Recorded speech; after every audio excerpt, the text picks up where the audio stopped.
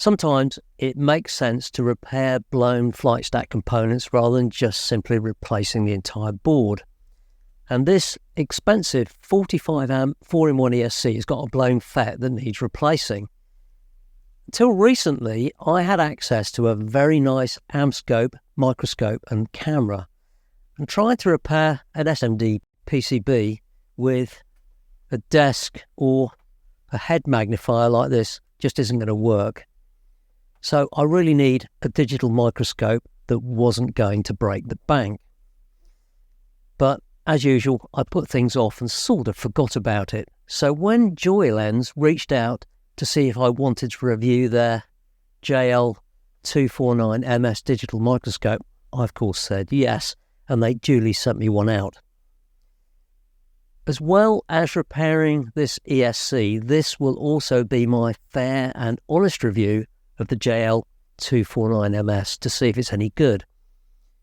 I've used this quite a lot, and if you've watched my videos over the last few months, you may have noticed it lurking over here in the corner, ready to be used and within easy reach.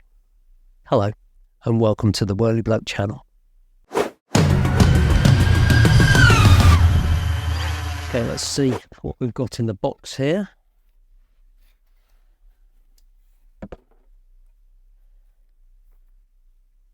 Fairly comprehensive little manual. It's quite a lot in here. Very good. And then we've got installation steps. This looks pretty straightforward. Okay, let's see what's in here.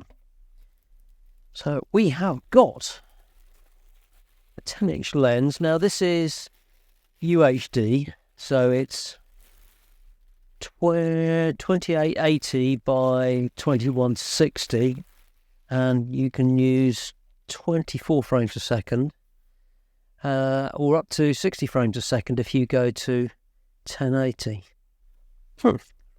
Quite nice. I see. So the lens and camera are actually built into the monitor, which is very good. And on the top here we've got a slot for an SD card. Then there's a few LEDs. And presumably, that looks like a mini HDMI out. And presumably that's power in, something like that. Anyway, pretty nice. It's not very heavy. It's actually pretty light. And you've got a remote for TV part or the video, I could say, monitor part. Let's see what else we've got here. Okay, we've got a series of what look like lenses. I see. So this already has one of the lenses on it. This is the A lens, which is 12 millimeters to 320, 12 millimeters to 320 millimeters. So that's showing the range of distance you can have with that lens. And these just screw on. There's another one in there by the looks of it. This is 90 to 300 millimeters. Interesting. Got another one here.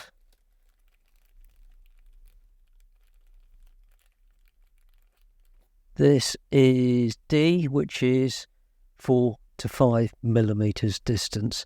Now, looking at the blurb, the magnification on these goes anywhere between about, what's that, 18 to 720 times. And then the D lens goes from 1800 to 2040 times. And the L lens, which is this one, goes from 60 to 240 times. So quite a lot, actually. What else have we got in here? SD card, fantastic. Means I have to find one. And that looks like a pot to put things in. So not only for repairing things, but if you actually want to use this as a traditional microscope for looking at specimens, presumably. Nice pot there. And then we've got, what's this? This looks like some sort of sample container, like a slide box, which presumably just screws onto the bottom. Very nice. Perfect if you're in school or something like that. And then we've got what looks to be another, oh, these are slides. Okay, we'll take those out. They're samples. Pine stem, it says. Perfect. These look to be the clamps, which I think go on the base. What else is in here? We've got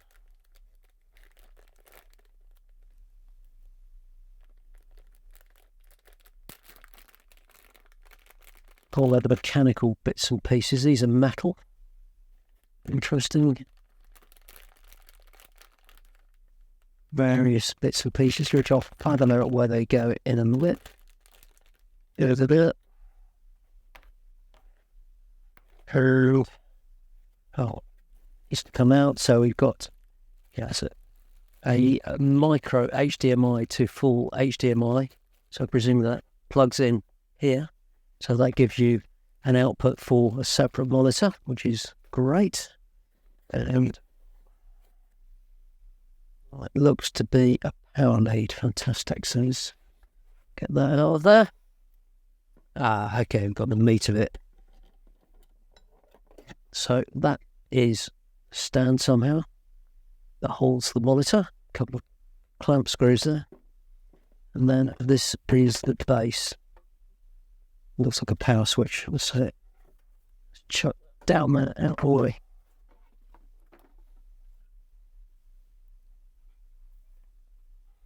Yep, some sort of power switch. And then we've got, how's that called? Lay base with LED gooseneck lights. Very nice. Trying to really fathom out how to get this all together. It doesn't look that difficult, if I'm honest. So that goes there. Step 2, install that. And we've got a post that goes on the back here, which tilts, and then this clamps over the top onto here. And there's a couple of metal clips that go on the base to hold things down. So let me get this all screwed together and then I'll get back to you. Ah! The upright post. That was the bit I missed. I was thinking, where on earth is that?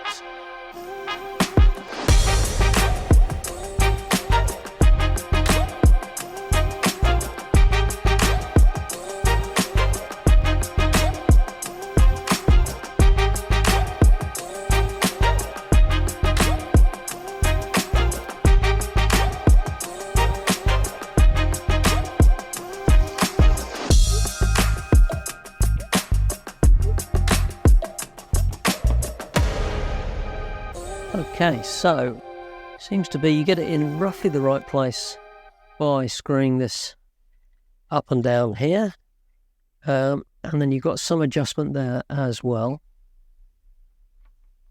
I think something to put over there. What have we got? Let's take this SD card.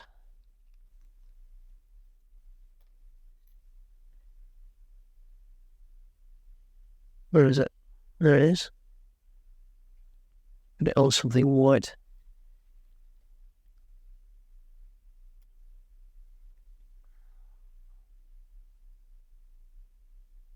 There we go. Lights are pretty good. I quite like those. Well, you need to get them in the right position. They come with sort of little focusing rings, which is okay. So you can move the main adjustment up and down with the pillar at the back here. Get that in the right position. And then tighten that up. There's a safety ring there. Clamp it in place. And then you can focus it with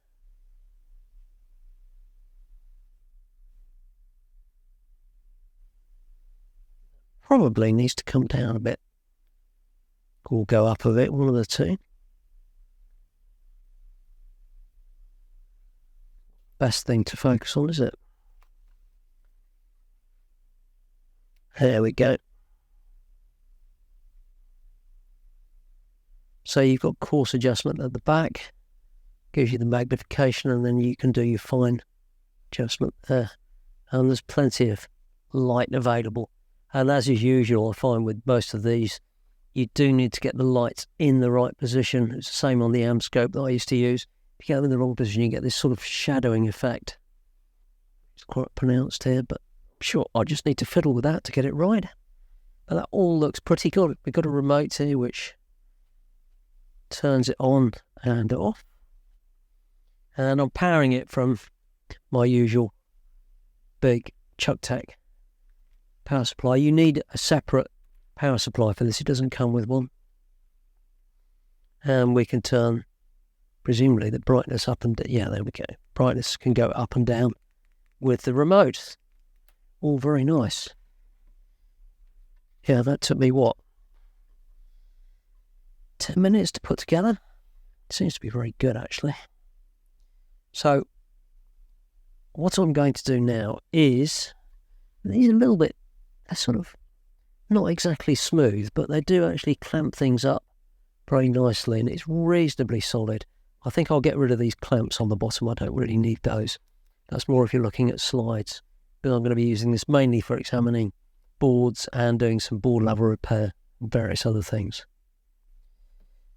So I think I'm going to... Oh yes, and that tilts. So there's a screw here at the back, just there, that means you could tilt this backwards and forwards if you wanted to. It's clamped up pretty tight. And you've got various controls on the monitor, on, off. Brightness, you can take a picture. So presumably I can put that in the SD card in the top there, take a picture, and I'll show you some footage of this on the SD card, but I could take a feed out from the HDMI presumably. Right, let's get tidied up and get something fixed. So here we've got the 4-in-1 ESC, and you can see that the fat that blew up or popped was here. Now, it blew off the board completely, and it was just hanging off by a few little threads over there. So I've done a little bit of cleaning up on here already. What I want to do first is, so I've got my replacement fat over here. What I need to do first is actually just get a bit of nice lead solder on here to start with. So let's get some flux on that. Now the weird thing about doing these, repairing fats on these boards, is you actually need two different types of solder tip, because these bits here just take so much heat, and normally you need something fairly fine, but it won't actually give up the heat to the pad. So let's just get a bit of solder on that. It's looking good. Flow over those, all looking very nice. Fantastic, plenty of flux on there. Looks good. Right, so let me just flux this up again. You can never have too much flux, if I'm honest. Let's get the new FET out.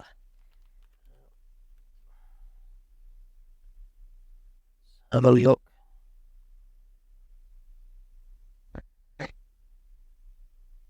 So that's the new guy that needs to go in. There we go. So let's just get some flux on him as well.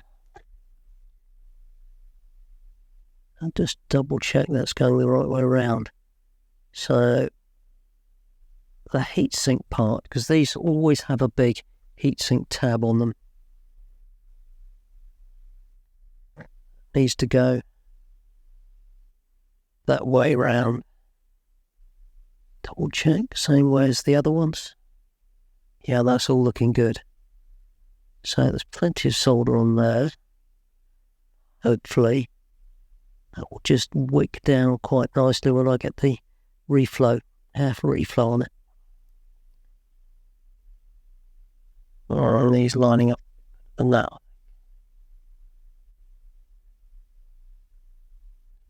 Oh. There we go.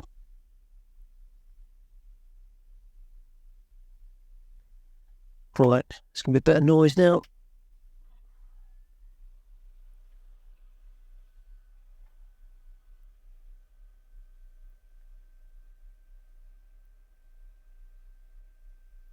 Yeah, that's the perfect position.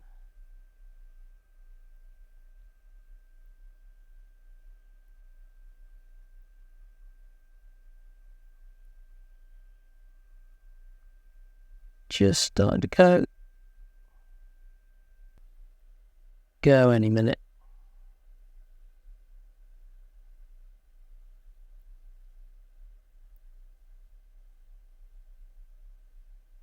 What you've got to be really careful of is that you don't pop any of the capacitors. Oh, I think that just dropped.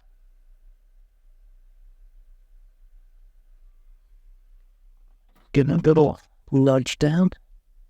Let's check it's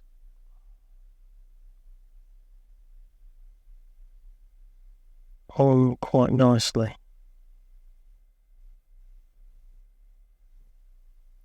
Now, you probably noticed, I can just point it out, I've lost a capacitor there. And that disappeared when the FET popped off the board. Let's just check. That's so hot. Fantastic. So let's have a look along there. Do we need to... It's a little bit skew whiff, but that'll be all right. Good. Just let that, yeah. Give it a nudge just to make sure it's not just sitting on some dry flux. That looks good. We'll get that cleaned up in a second when it's cooled down a bit. That's good. Right. Let's see what sort of job I've made of this.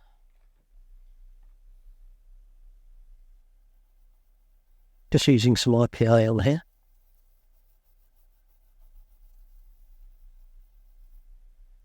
Now the thing is with these digital microscopes, you may just want it for inspecting things, but if you're actually trying to do some board level repair like this, it's invaluable.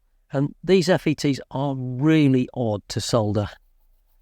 Well, to solder them, got these tiny little pins along the edge there that could really do with touching up with a fine solder tip, but there's such a big heat sink underneath that you need a great big solder tip to actually get the heat into the board. And you'll know yourself when you solder these pads along the side here, well, particularly the power pads here, you need a lot of heat in there. Turn that off then. Now that is looking actually pretty good. Just let me check this. Yeah, if you look here, that capacitor that was there has popped and I couldn't find it, so we'll just see how we get on without that. I don't think it'll make that much difference, but that's a nice cheap repair because that only cost me about 15 pence as opposed to getting a whole new board, and it's exactly the same device. There we go, 45 amps. It's a QN 3109, which I couldn't get from RS or anywhere like that, but I eventually got from DigiKey. Fantastic. So that's all good.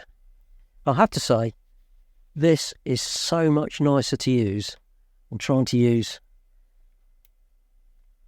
a desk magnifier like that, although this is pretty powerful. I think this is 5 times, something like that.